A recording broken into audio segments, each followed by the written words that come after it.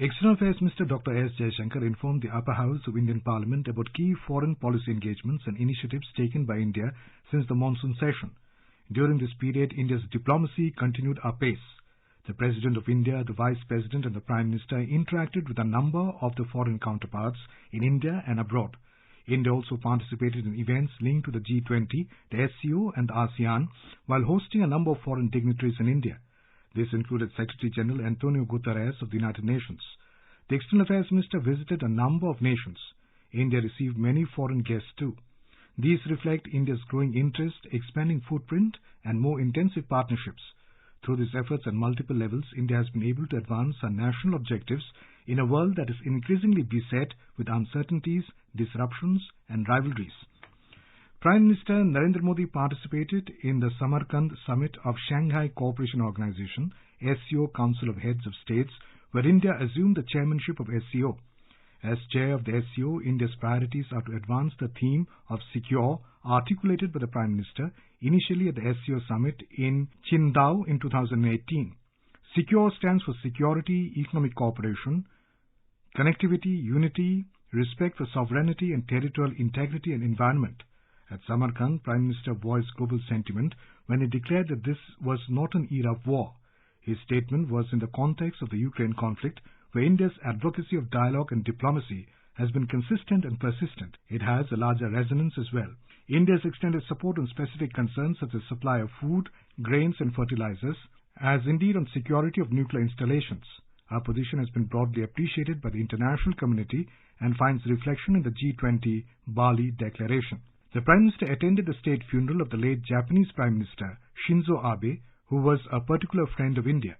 In his meeting with Prime Minister Fumio Kishida of Japan, Prime Minister Modi noted the invaluable contributions made by Mr. Abe in strengthening India-Japan relations as well as conceptualizing the vision of a free, open and inclusive Indo-Pacific region. Both leaders renewed their commitment towards enhancing India-Japan strategic and global partnership and to work towards promoting regional and international cooperation. Antonio Guterres, Secretary General of the United Nations, paid an official visit to India in October and joined Prime Minister in Kevadia to jointly launch the Lifestyle for Environment LIFE initiative. Heads of state and governments from France, UK, Estonia, Georgia, Maldives, Nepal, Madagascar, Mauritius, Argentina and Guyana sent their messages of support for the LIFE initiative. Prime Minister Modi attended the Bali G20 summit in November and soon thereafter, India assumed the presidency of the group. The G20 is the premier forum for global economic cooperation, representing around 85% of the global GDP, over 75% of the worldwide trade, and about two-thirds of the world's population. Prime Minister noted that India's presidency of the G20 during Azadi Ka Amrit Mahotsav is a matter of pride for every Indian.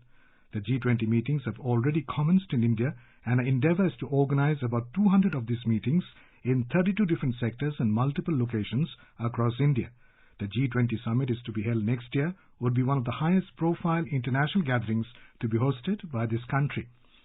The External Affairs Minister said that the G20 is taking place in the larger context of a geopolitical crisis, food and energy insecurity, slow progress on sustainable development goals, mounting debt burden and challenges to climate action and climate justice.